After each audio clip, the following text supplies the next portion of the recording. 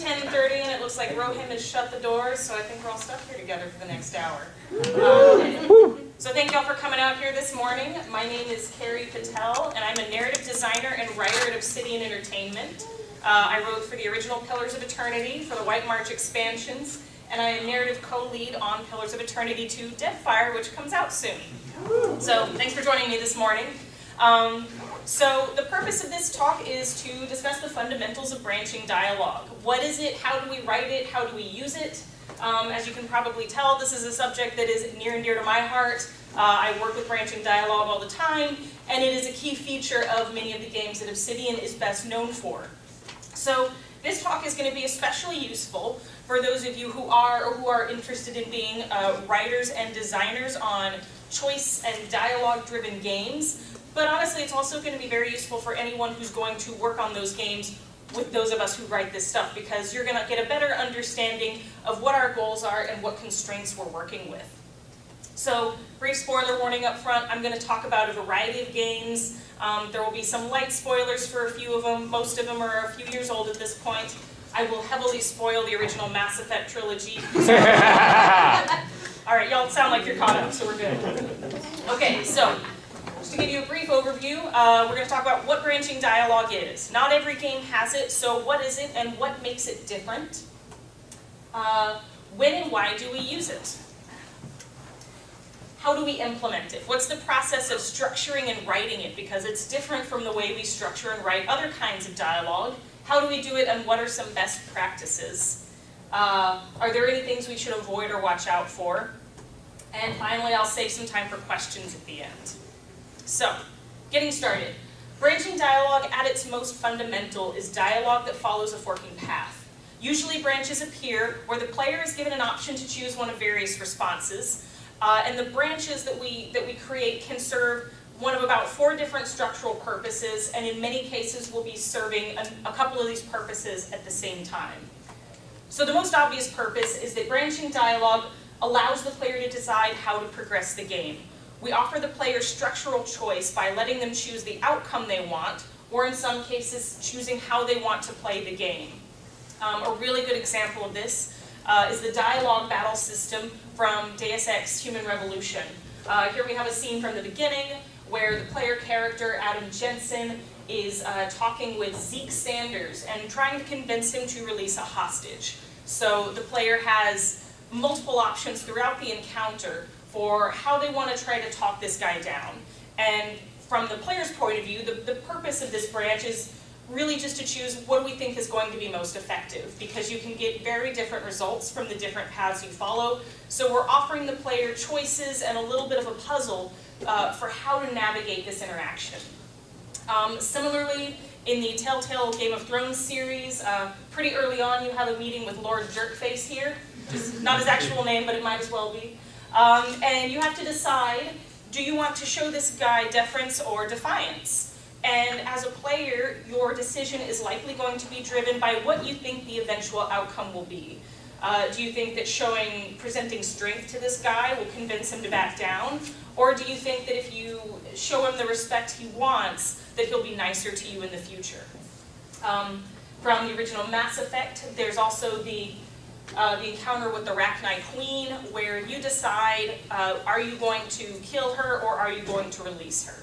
And again, as a player and as designers presenting a choice to the player, part of what we're offering is the opportunity to say, do you want a story in which you show mercy and this alien race lives on, or do you want a story in which you presumably eliminate this threat?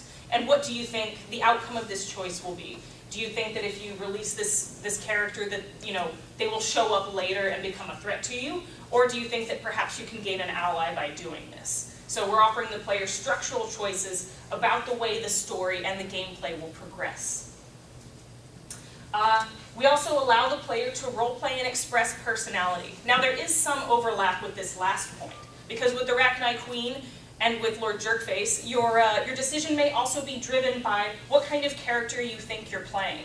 Are you playing a Paragon Shepherd who's very nice and merciful and gives everybody a chance, or are you playing a renegade who's effective, even brutally so? Are you playing a Forester who's very who's going to sort of stand up for the family's honor, or are you playing someone who's going to do whatever it takes to survive?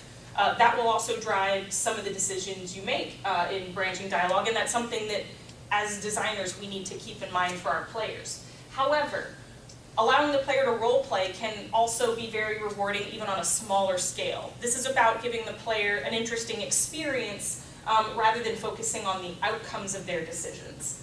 So in the original Pillars of Eternity, pretty early on, you walk into the town of Gilded Vale, and you were greeted by a hanging tree and a very grim magistrate who walks up to you and says, "Welcome to Gilded Vale. By the way, have you ever had a hollow-born child?"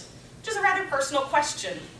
So as the player, you can decide how to respond to this guy. You can be very direct, you can be defensive, you can kind of talk him down, you can be a little bit sassy and funny. What you choose here as a player is not going to change the outcome of this conversation or of later gameplay in a significant way. It's really all about saying, player, here's a confrontation, how do you choose to resolve it? What kind of character are you in this world, and how do you deal with people who confront you? Similarly, in Tales from the Borderlands, also another great Telltale game, there's a moment pretty early on when your friend Vaughn confesses to you that he's betrayed you.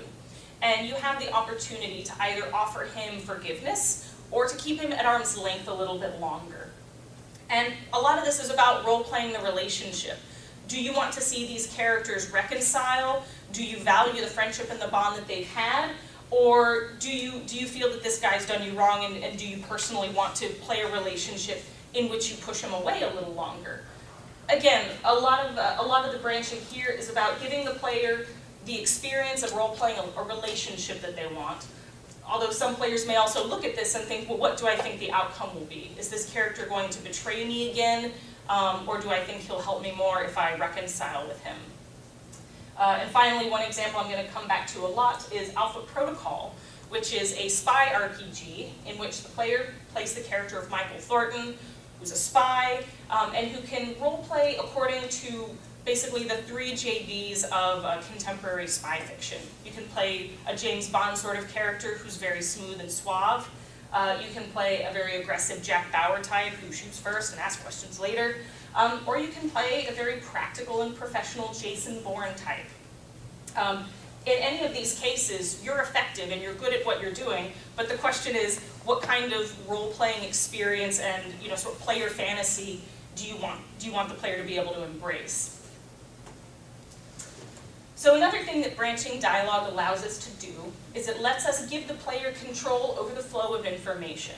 Now, a lot of discussions of branching dialogue don't necessarily address this because it's not as complex or sophisticated in many cases as the other structures we're talking about, but it is important to consider nonetheless because it still entails a lot of the same constraints. You still have to worry about the player's flow through the dialogue, and how we're conveying key information and also setting variables for the player. So this allows the player to investigate or return to topics in greater or lesser detail. This isn't about choosing the story, this is about just letting the player opt in and opt out of certain information and letting them choose how the story comes to them.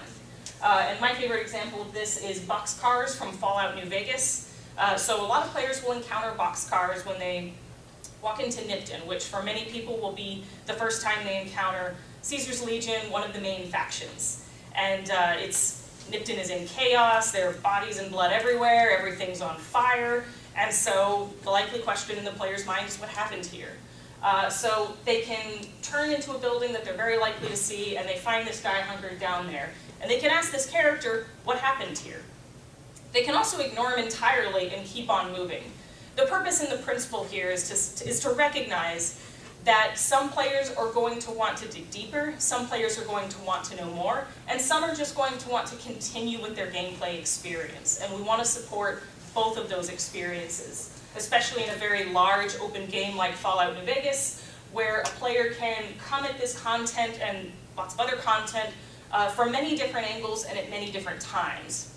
So part of your challenge when you're making a game like that is to say, how do we inform players who are maybe new to what we're introducing here, but how do we avoid boring or slowing down players who already know what's going on. And part of that is to allow them to opt in and out of additional information. So, branching dialogue can also respond to prior player choices. Now, the difference here is we've been talking so far about dialogue options that the player opts into, but we can also branch by setting variables that are reactions to game states, or to things that the player has chosen before, or things that the player has chosen about their character. This is a way for us to implement reactivity and account for the player's freedom in the game. So in Dragon Age, in the series, you play a different character every time, and you can meet certain characters or find certain changes in your game based on how you played or how you suppose that you played earlier games. So here you can meet Alistair, and you can meet him in a couple different ways, depending on how you left things with him in the first game. This is a small flavor bit, but you can also implement this in very large and consequential ways. With Tali in Mass Effect 3, she will be present for some players, not present for others, and whether or not she's available to the player will significantly affect their ability to resolve the conflict between the Quarians and the Geth in Game 3. And again, this is a reaction to something the player's done before. We offer different dialogue options and even different characters based on how the player has played the game up to this point, or played previous games. Now, these are both instances of very long-term reactivity, things that show up much later from a moment when the player made the choice. But you can also use this and have it be effective in smaller and more immediate contexts. So they're about midway through Pillars of Eternity. There's a hearing with the Duke and several key city leaders in Defiance Bay, all about animancy. And they will respond to the player differently based on how the player presents themselves during the hearing. Do you present yourself as someone who's credible? Have you done content in the city that shows that you are effective and you know what you're talking about? Are you goofing around? They'll respond to who you are and how you present yourself. And it acknowledges for the player that yes, this game recognizes what you're doing, and it's going to change according to your choices. And having that sort of reactivity, giving it a fairly quick turnaround is also important, just so that players are not losing track of the decisions they've made, so that they can realize, yes, there's an immediate payoff for some of these things that I've done. So, put all that together, and we end up with this. We've branched according to different game states. There are lots of tiny notes in there, which are probably hard to see from the back. But we've branched according to different game states. We're offering the player role-playing opportunities. We're letting the player choose the outcome of their story. And as you can probably tell, this is something that's going to be very time-consuming to create, and it's very easy to mess up. It's also a headache to debug. Which brings us to the next question. Why branch? Really, why branch?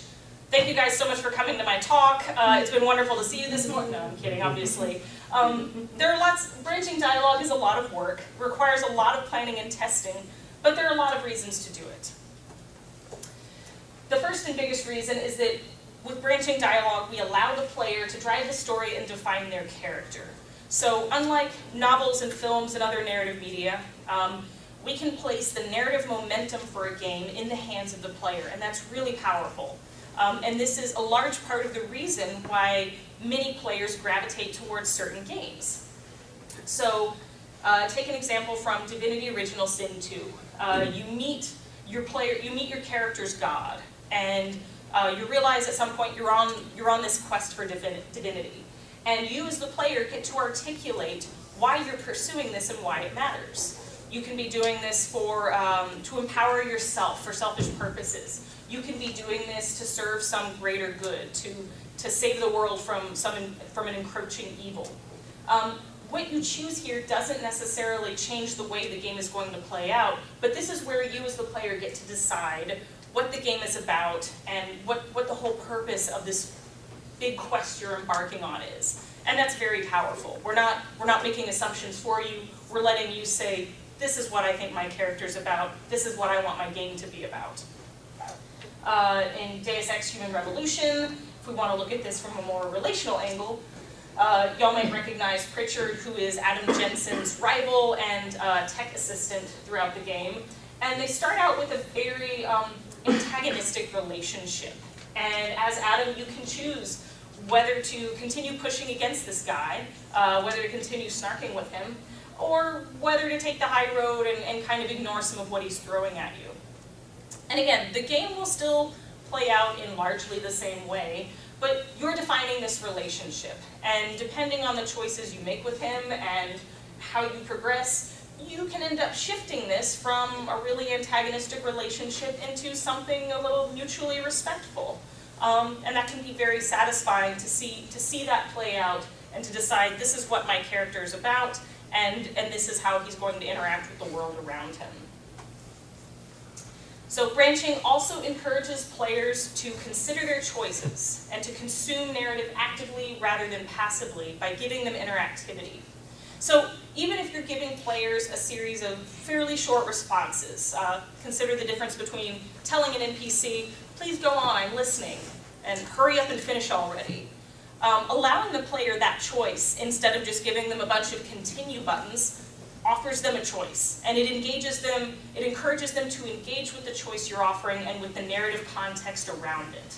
And this can be very effective on for both large and very consequential choices, and also for smaller ones as well. So here from the original Mass Effect, big spoiler, partway through you decide which of your human crew members is going to be sacrificed. And this is the kind of choice that BioWare could have made for us, and we would probably all still love this game, and it would probably still be a very memorable and impactful moment. But the fact that they placed that choice in the player's hands puts the player at the center of this story arc of tragedy and redemption and sacrifice. And that means that the player is directly responsible for the consequences that flow out of it. Now that also required BioWare to do probably twice the writing, twice the translation, twice the VO, and untold design work behind the scenes to control which character is showing up in the scene. But offering the player this choice means that we're putting the player at the center of the story and encouraging them to dial in and engage with the story that we're presenting to them. But again, this can be effective with minor choices as well. Until Dawn is a great example of a game that offers the player a lot of choices throughout. It's a horror game that is about many things, but one of the things it's about is the fraught relationships between a bunch of young people who have somewhat challenging history behind them. And you control this group of friends as they reunite and get together in this sort of isolated winter cabin, which sounds like a great idea when you think about it. But there are very big choices you make that are life and death. And then there are very small choices you make about how these characters relate to one another, about how this character, for instance, confronts a former romantic rival. Are you going to keep pushing against this character, or are you going to try to soften things a bit and smooth things out? It's a small choice, but what it does is it puts the ball in the player's court and encourages them to pay attention to what's happening. Branching also immerses the player in the world and story by responding to their choices. And this again is about reactivity and about increasing the player's sense of the world living and breathing around them and changing in response to what they choose. And again, this can be extremely effective even with fairly small instances of branching. So another example from Divinity, there are a number of different races that you can choose to play, and characters in the world will respond to that. They'll notice that, like, hey, this kid notices you're playing as a lizard right now. It's not going to change this dialogue, although it does change some dialogues in a more significant way. But what it does is it says, yes, this history we've built around these different species and peoples, we recognize it, we respond to it, so much in fact that this character recognizes what you're playing and has the appropriate response to it. Take an example from Dishonored 2, which is not a game with a ton of branching dialogue, but which has a really great example here.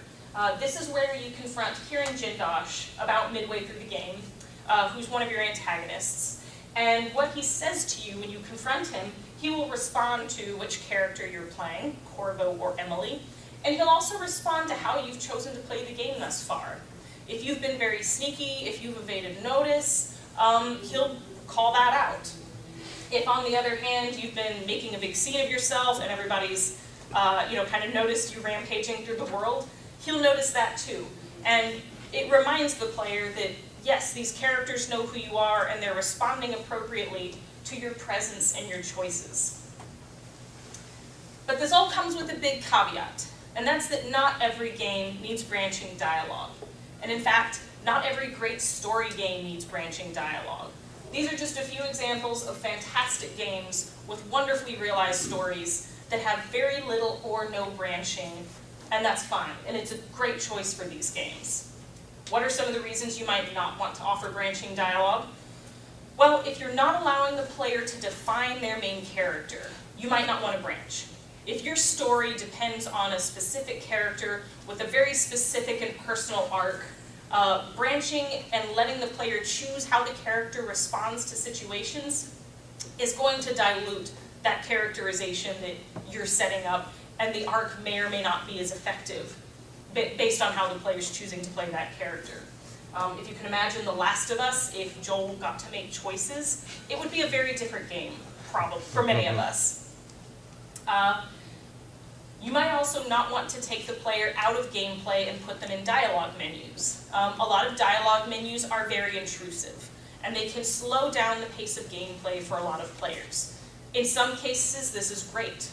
In some cases, this is how you want to deliver story. In some cases, you want that rhythm between combat and exploration and then reading a dialogue. In some cases, you want maybe dialogue to be a relatively safe haven for your player, as it sometimes is in Until Dawn. But for some games, that menu is just going to slow the player down.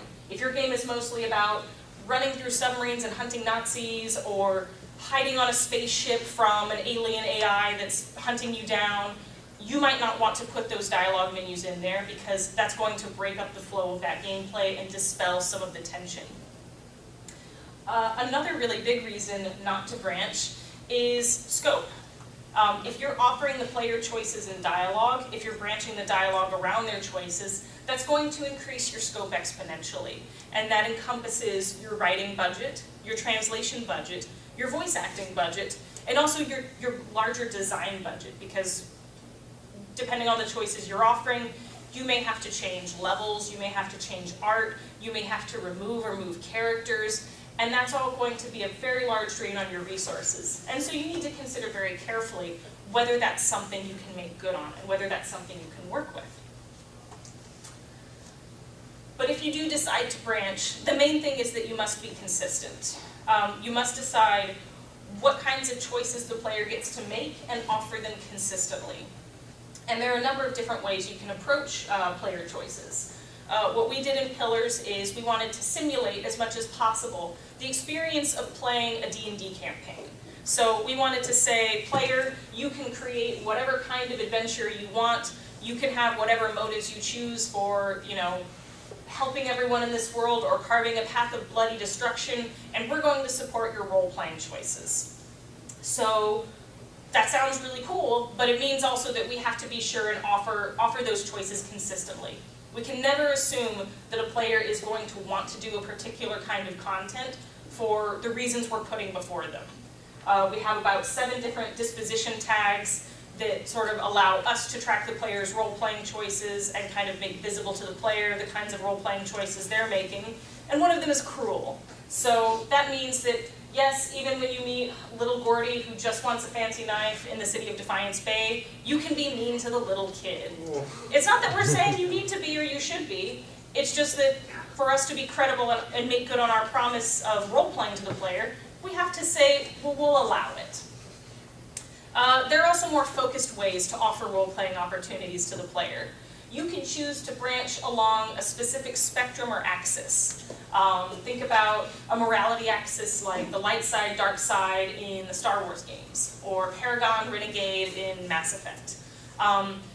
This can help focus both your design work and also the player's role-playing experiences, because you know that as long as you're offering something for players at either end of this spectrum, and also something in the middle for players who are not drawn to either extreme option, you're probably fulfilling their role-playing needs.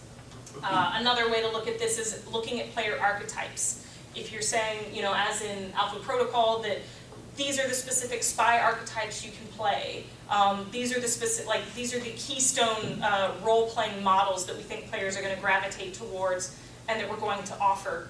That can also guide your branching and guide your players' role-playing experience, because you know that as long as you're offering something that satisfies all of those archetypes, and something fairly neutral probably, that you're going to give the player a consistent role-playing experience.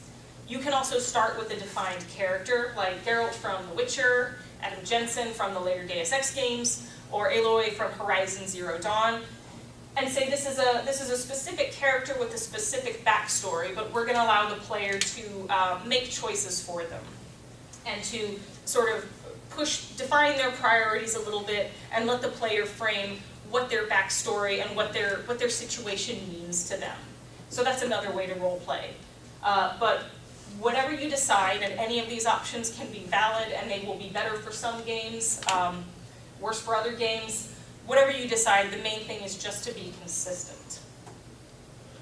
So now we're going to talk a bit about a high-level but organized approach to writing individual conversations. I'm not going to necessarily get too much into what sort of dialogue tree structure to choose. There's actually a really wonderful blog series by Alexander Freed on Gama Sutra called Branching Dialogue and the Working Writer, I believe. And he gets into some great detail about different dialogue tree structures, how they work, and where they're most effective. But this is more about from a production process. How do we get into authoring conversations, and what do we look for? I'm going to be using examples that show Obsidian Tools, which is our company's proprietary dialogue editor. Your approach may differ a little bit based on what tools are available to you and what the makeup of your team is.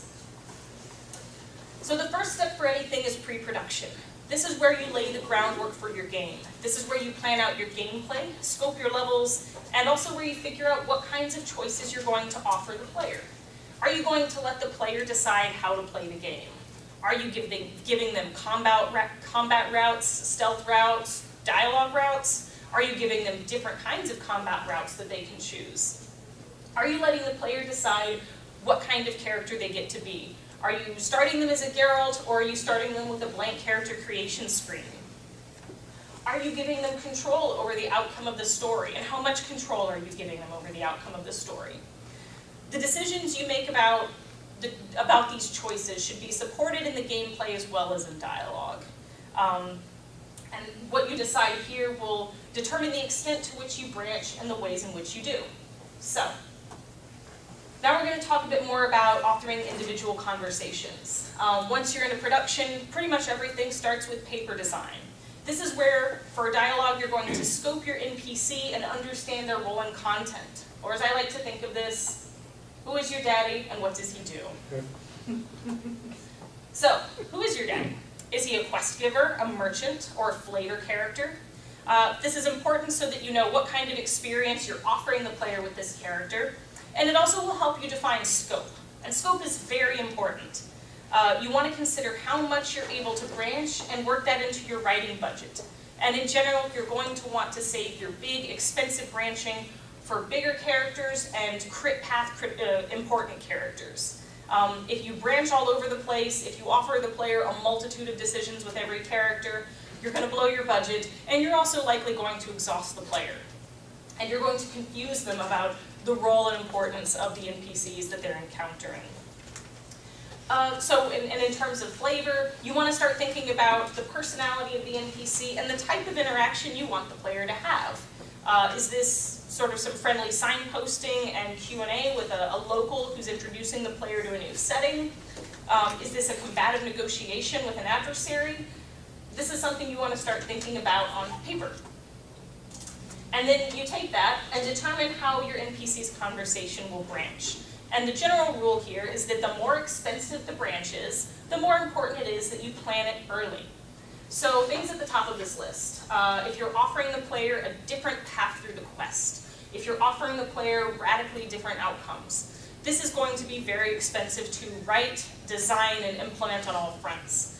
It will almost certainly require separate branches, and you really need to account for it in paper design. Or if you get into implementation and you realize there's an outcome or a path that you haven't accounted for, you want to call that out as early as you recognize it with the rest of your team. Stuff in the middle of this list is variable. So if you're playing a game, if you're creating a game that has maybe a skill check system that lets the player use certain skills in dialogue to either gain more information or to bypass certain gates with an NPC, if you're allowing the player to take shortcuts through a dialogue based on information they've learned elsewhere or content they've already completed, this is also stuff you want to include and estimate. It might not be as expensive as new quest paths and outcomes, but it's good to plan for, especially because if you have a skill system that you're using with your dialogue, it will help you understand where you're overusing or underusing certain skills across your game.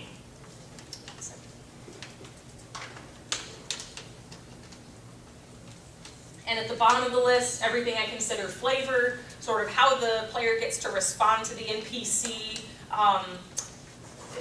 little changes with a note or two of difference, where the player is still on the main path, but just sort of expressing a little bit of personality. You don't want to plan out every opportunity for the player to be nice or mean on paper. That's really just going to bog you down. What's important at paper design is just to know the overall flavor of the conversation.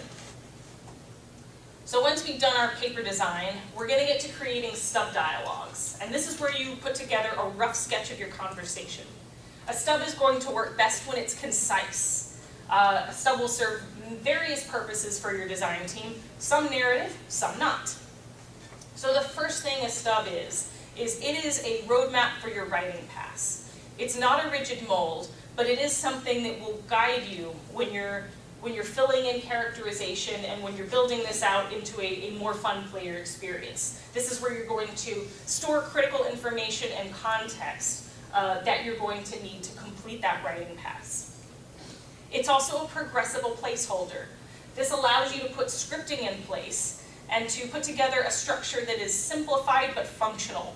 This also allows other developers to play through this content and to play through content around this conversation to review it as a whole. So this means that, if you've got a quest giver who's sending you on a quest and area design wants to test the combats in the area or the exploration aspect of something that this quest giver is sending you to, they can enter this stub, get the key information very briefly, hit the scripting they need to hit to start the quest or advance it, and move on and test the rest of the content. Which means that this is also a really good gut check. This lets us take a high-level look at the conversation and all of the content around it and ask, does this content feel good? Are there options that we haven't given the player that we think we need to give the player? Are there any options or branches we're providing to the player that feel like they don't work? This lets us ask and answer these questions before we've committed a lot of resources to the actual writing and polish. And just to get into this example a little bit, so this is a stub based on the Magistrate and Gilded Veil that we referred to earlier. And so what this stub tells the player is it says, Magistrate greets the player for the first time, introduces Gilded Veil. He's standing near a hanging tree. He tells the player that Lord Radrick's wife is expecting and warns him about the Hollowborn. And then we go into a main question node. Now what we're storing in this stub is really just the most basic critical information the writer's going to need to know. Because keep in mind, your writer may not be the one putting together this stub. This may be an area designer putting together this stub, or a different designer who's not going to work on the final writing pass. So you'll notice we haven't said anything about the personality or appearance of the magistrate. What we've called out is there's a hanging tree, because that's something the writer's probably going to want to know. It's going to affect the context of this conversation. We know this guy can't be super cheerful if there's a hanging tree behind him, and we know we're probably going to want to either tell the player about it or let the player ask about it at some point. We've also called out that there's a character named Lord Radrick, who's presumably in charge, that his wife is expecting, and there's something called the Hollowborn, and whatever it is, it's bad. So here's where we're calling out the key information that the writer is going to need to communicate to the player. And again, we're not getting into flavor, We're just talking about high-level information that's important for the writer to know and important for the writer to give to the player. And then from the main question node, we let the player ask a little bit about Gilded Vale. We've just got a placeholder there for whatever the writer wants to put in later. We let the player ask about Lord Radric. It says the magistrate gives directions to Radric's Keep, which is called Radric's Hold. So here's where we know we're giving the player information and a direction so that they can go find additional content. And then ask about the Hollowborn. It says, tells about soulless babies, mentions a dead animancer in the hanging tree who failed to help Radric's wife before. Okay, so here's where we're pointing the player to something else that the player's going to need to know. There's a dead animancer in this tree, you should go check this out. Also, the hint of a threat that this is a very big problem and it's something that the local lord is cracking down on. And then we've got a couple other entry nodes based on other situations where the player might enter dialogue with this character later. Return greeting, still waiting on Radric's child, and return greeting, Radric is dead. So again, information so that the writer, when they get around to writing this, knows how to write around the context that the player is experiencing. So, what are the main thing to remember about a stub dialogue is to keep it simple. This isn't the time to get lost in the weeds. We don't want to spend too much time on this up front for a number of reasons, and our stub is likely going to be less useful if we go crazy with it and make it super detailed and spend a ton of time on it. So, now is not the time for detail. That comes later. We want to account for the paths the player can choose through the conversation, but we don't want to flesh out every nuance of the character or conversation. If we get super detailed in the stub, we're going to lock our scripting and quest flow into an overly complex model. And remember that it is very easy to build complexity and detail out from a very simple stub, like the one I showed you. But once you have that detail and complexity in, it is very hard to trim it back without going through a lot of headaches. Don't get lost in Flavor Town. So your goal here is to create a roadmap for the player's interaction, not to create a fully realized narrative experience. You want to write your stub in plain language. You'll notice that what I read out to you, there was no flavor or tone or context. Player meets character, character is here. Character tells player about this thing. We're focusing in this stub on tracking key information, not on adding in fluff and flavor. And again, this is especially important if the final writer is not the one creating the stub. As an example, imagine a stub in which we refer to a character who is fidgeting with an amulet. You come across that as a writer and you think, what's that supposed to mean? Is the stub writer trying to convey that this character is nervous and so they're fidgeting? Or is this something that's going to be a quest object later on? In either case, the way to address that is just to be very plain and clear about what the intent is. If it's the former, say, player meets character, character is acting nervous because they are hiding information X, or they're lying about information X. If it's a quest item, say, player meets character, character is wearing amulet of whatever, which is going to be a quest item in this quest. That's the information the writer needs to know. There's no flavor or fluff in there. It's just very straightforward and very easy to follow. Make it progressible.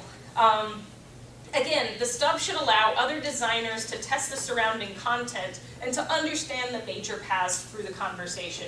It is very easy for the writing pass to become a roadblock to the rest of the design process because the writing pass is going to take some time. We want to avoid this as much as possible by, again, putting something in place that will let everybody else test and build content around the conversation and around all of the content that that conversation covers. So, once we've set up our stub and we've gotten review and sign-off from all of the other content owners, this is where we get to make it fun. And the writing pass is, I guess, as straightforward as anything can be in branching dialogue. This is where we flesh out our dialogue branches and make them engaging and interesting. So this is a screenshot taken from the final dialogue file from our magistrate, and this is just a very small part. You can tell everything in here is a lot longer, and if I zoomed out you would see there's a lot more complexity and detail in this structure because this is where we're letting the player make personality choices about how to respond to the character. This is where we're describing the character and giving him a voice. He's described as wearing half-moon spectacles, and he's very grim, he's dressed very soberly, and his manner of speaking is very formal and a little bit suspicious of the player. So this is where we build all that in, and this is also where we start to build in the way he defines local problems to the player, the way he introduces the Hollowborn crisis as something that's a threat to the player. We didn't want to have this kind of fun in the stub, we want to have this fun in the writing pass. And again, we want to make sure also that we're giving the player various options to respond to this character in an engaging and character-defining way. So, with your writing pass, the work you're going to do here is going to encompass a lot of tasks that are going to be common to many different types of fiction writing. The first thing you want to do is make sure that in your writing pass you're developing your characters. You want to know who is this character and how do they reveal themselves to the player. It's very easy to get into, well, you look like an adventurer, maybe you could help me with this thing. But we want to build our characters a little more than that. We want to consider their voice, their personality, their motives for talking to the player, and their relationship with the player character. We also want to make sure that this doesn't start to feel like a dialogue menu. How do we make this interaction with an NPC into a story rather than a quest prompt? We want to make sure that we're telling a story with this conversation and offering interesting and engaging pacing for the player.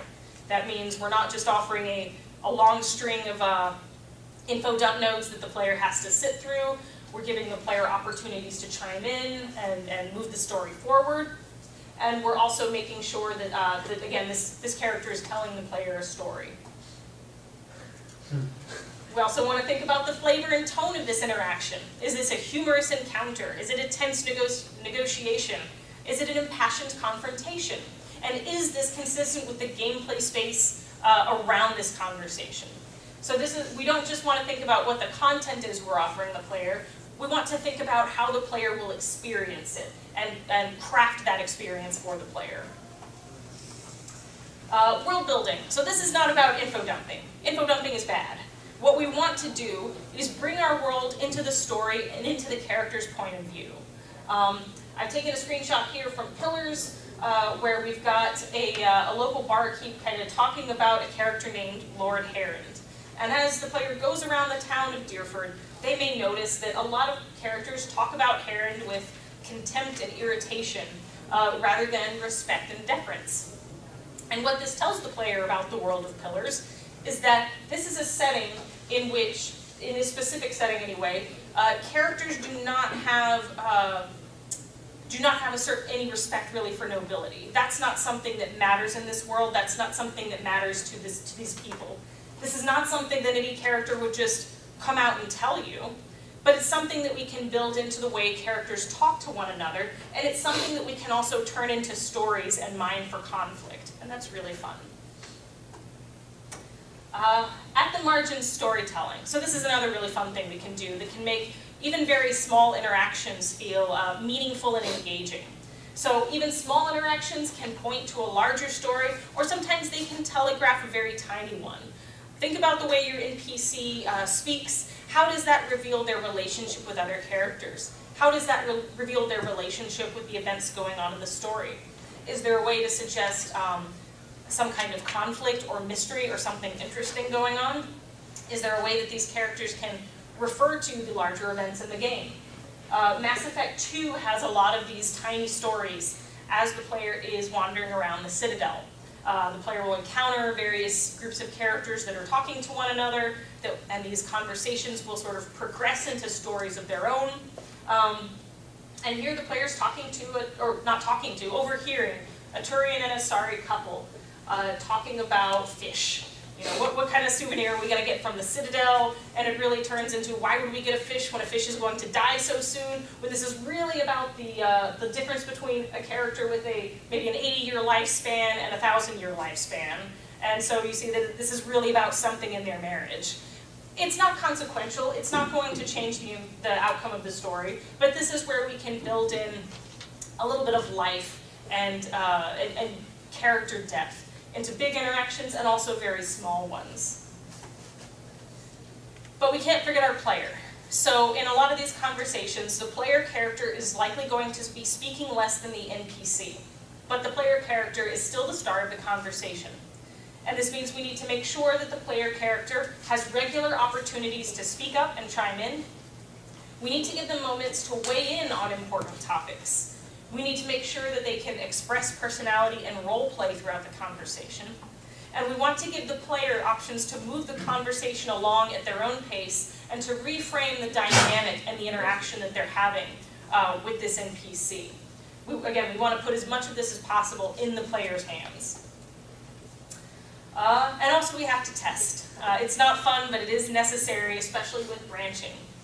It's very easy to find that you haven't accounted for all of the routes through your conversation or all of the combinations of routes a player can choose. You'll also notice when you test your conversations that they feel very different in-game than they do in your dialogue editor. So you want to make sure that you're playing your conversations in-game to see what's the moment-to-moment flow of this conversation. Is this character, responding angrily to something, to some insult I said, but then suddenly back to this very normal, neutral, friendly tone? That's the kind of flow issue that we want to watch out for. But we also want to know, does this conversation make sense in this scene? Does it make sense with the content and the events that are going on around it? And does it feel tonally appropriate with whatever the player encountered or did just before they reached this conversation? Does it make sense? Are there any moments where we're getting lost or bored, or where we're sort of confusing the information we're giving the player? This is the kind of stuff that we really do have to test in-game in order to catch, and in order to make sure that the flow and pacing feels right. So, now it's time to talk about the challenges. Even when we've been thorough, there's a lot that can go wrong with branching. Biggest thing is scope mismanagement. You can't offer the player every option all the time, so you have to make sure and choose the moments that matter, and make sure that we're giving the player interesting and engaging options at the moments that matter most. We can't we can't branch every single decision. If we did, it would be both prohibitively expensive, and we would likely lose the player in this galaxy of expanding options. We have to make sure we're being consistent about both the level and the type of freedom that we're offering the player. And we have to make sure that we're offering them a consistent through line. Even as we're offering the player many options and routes through a dialogue, we have to make sure that we're still giving them key information and presenting them with a story that is moving forward, rather than just this pile of spaghetti that we're asking them to sort of sort and pick through. But at the same time, we can't railroad our players. We can't force them to make choices or say things that are going to be out of character, to do things that are going to be out of character for the character that we have allowed them to build. This can be one of the hardest things, because there are times in a game, and especially when you're writing the story, where something just really needs to happen. But you have to make sure that you're not making that happen by saying, and now the player character suddenly does this thing that maybe they would never really do. Invisible choices. Now, it can be interesting and rewarding to react to something the player has done without necessarily telling the player you're going to react to it. But if what you want to do is offer the player a choice, engage them in the moment, have them think about the options presented to them, then they have to know that they're making a choice, and they have to know what their options are. They obviously don't have to know the specific outcome of those options.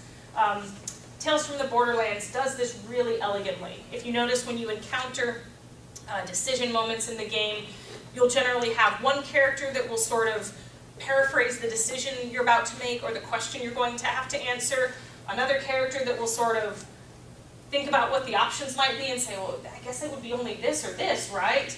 And then another character says, yeah, so player, what are we going to do about this thing? And then the option is presented to the player, and the timer starts ticking down. This is especially important because this game does have a timer for a lot of these dialogue options. It sounds very gamey when I say it that way, but the writing is excellent, and it executes this beautifully, and it makes sure that the player is always prepared for making a decision. They know they're about to make a decision, and they understand what that decision is. Poor flow and looping is a common problem in lots of branching dialogue.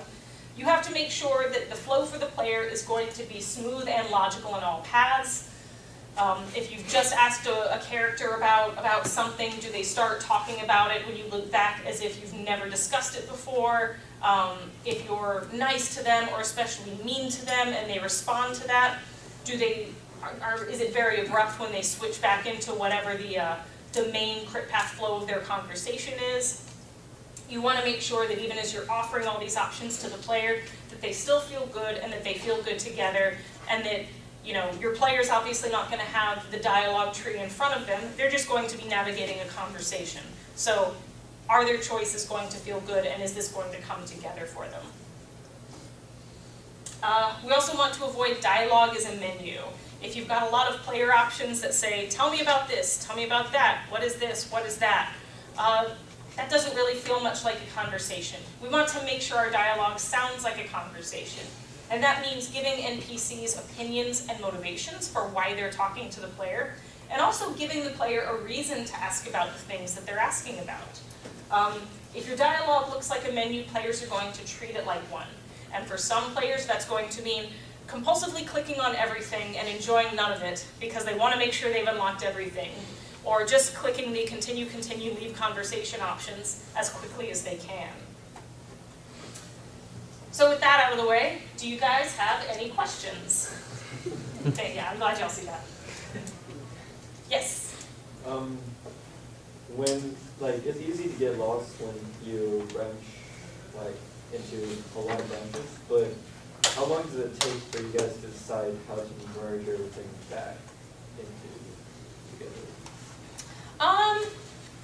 So I mean, it usually depends on what kind of branch is it, So if we're just talking about an option where we're letting the player express some personality with another NPC, maybe it's that this NPC is very confrontational with you, and they're kind of, puffing their chest up, and we're saying, well, we have to let the player respond to that. We want to either maybe let the player be very diplomatic and try to talk this guy down.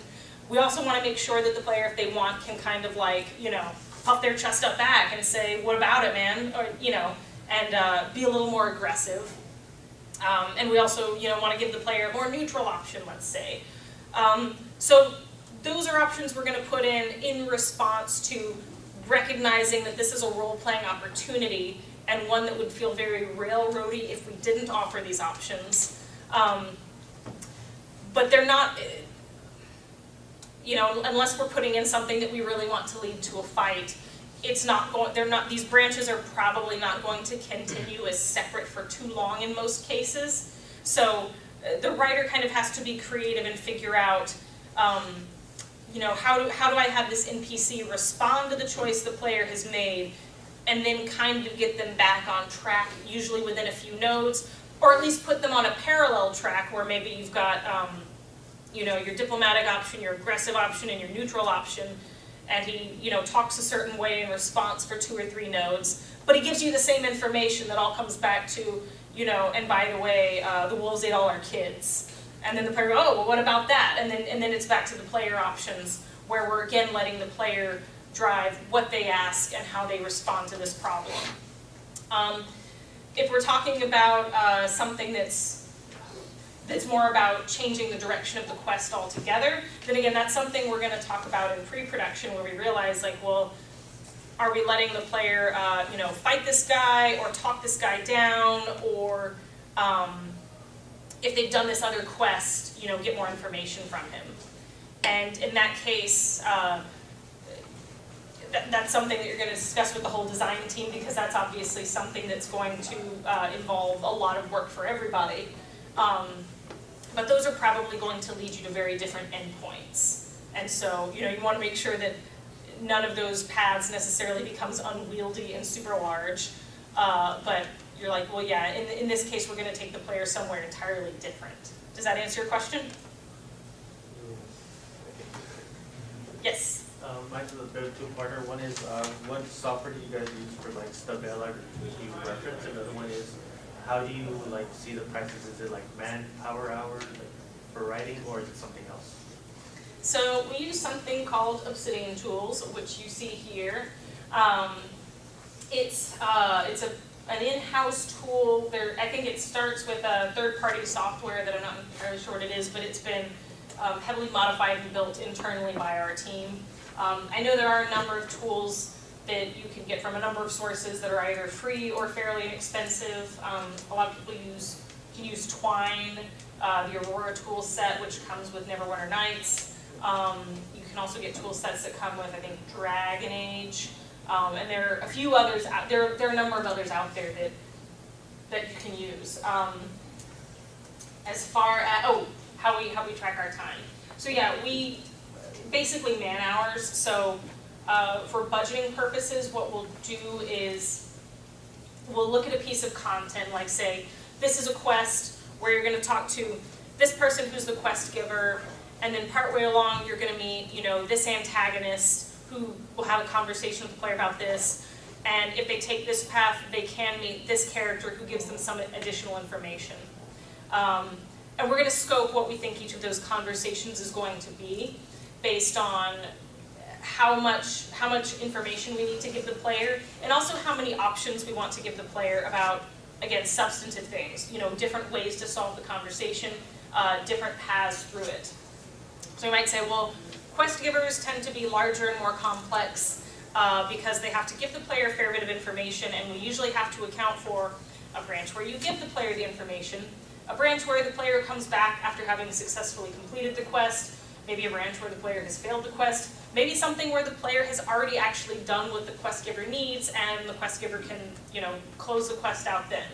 So those tend to be bigger conversations, so we might say, oh, this is going to be a medium or a major, which we say is, X number of nodes.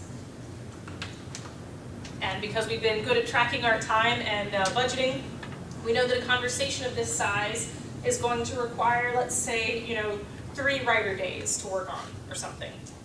And so what we do by the end of it is because we know basically what we want to accomplish with each of these conversations, and because we've been tracking our work up until this point and we have enough institutional knowledge to know how long it's going to take, how big these conversations are going to need to be, we can say, this is a major, this is a minor, this is a minor. So this is going to take about 4 days, this is going to take about a day, this is going to take about a day. And that's how we budget and scope. That's very helpful. Awesome. Any other questions? Yes?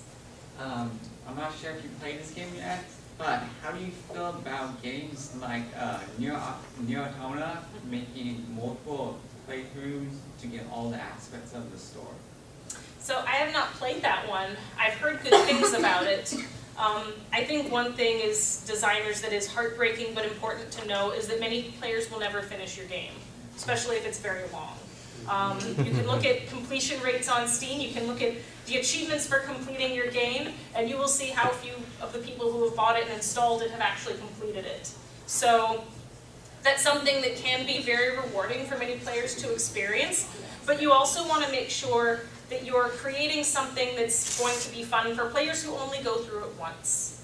A lot of people will play a game only once. There are very few games I've played more than once personally. And you want to make sure that, and this is actually true for any kind of writing, you want to make sure that you're never drawing the player along by the promise that it gets good in a little while. Like, just have patience because it's going to get really good. You need to make sure that the moment-to-moment gameplay and story is interesting and engaging, and that you're not tugging your player along with the promise that it will pay off later. You need to make sure it's paying off in the immediate term as well. Any other questions? Yes? Oh, I'm just kind of curious, how did you start off as a narrative writer in the video game industry? So, let's see, I've been writing for a while now. I was writing novels and short stories before I got hired at Obsidian, and I liked what I was doing, but I was also interested in working on games and in working on narrative in a more collaborative medium. And so I, at some point, just started looking at studios that have a reputation for strong narrative and storytelling, and seeing if any of them had openings. And sure enough, Obsidian did. So I applied, took their narrative design test, sent in writing samples, interviewed, all that jazz, and got in that way. But a lot of people who get into any kind of design may start in other fields. A lot of people start off in QA just because it's oftentimes, there's a very large pool and it's very easy sometimes to get your foot in the door and get into a game company that way. A lot of people also start in area design or level design, where you're still going to be working on a lot of storytelling. And in some studios and on some teams, you may be doing writing as well. So there are a number of paths in, but that one was mine. Yes? So adding to that, what kind of portfolio would be best for a narrative designer? Would you say, you did short stories, so would that be the best way? Or should you like write stories for smaller games and such? So every studio is going to be looking for something a little different. I think short stories worked especially well because that's kind of what our narrative lead at the time was, more inclined to look at, and also that mirrored the writing style we've used in Pillars a bit more, which is that we use non-dialogue prose in our dialogue window to, telegraph facial expressions and gestures because we don't have cinematic cutscenes. So that's how we communicate that information and that tone. A lot of studios like to see scripts because that's going to look more like the kind of cinematic writing that you're going to do for a very cinematic game. If you can get any experience writing on smaller games or even writing on mods, that can also be a good way to show that you understand how narrative and dialogue fits into a game context, and that you can use tools and do some of your own scripting, which is also very important because we're responsible for understanding that side of things as well. So I don't think there's necessarily a one-size-fits-all. I think if you can, the more varied your portfolio, the more flexible you're going to be. But yeah, I hope that's helpful. Is that the wrap-up symbol? Okay, getting the wrap-up symbol, but I'll be hanging out for a while. So yeah, come and ask questions if you have any. And thanks for coming out this morning.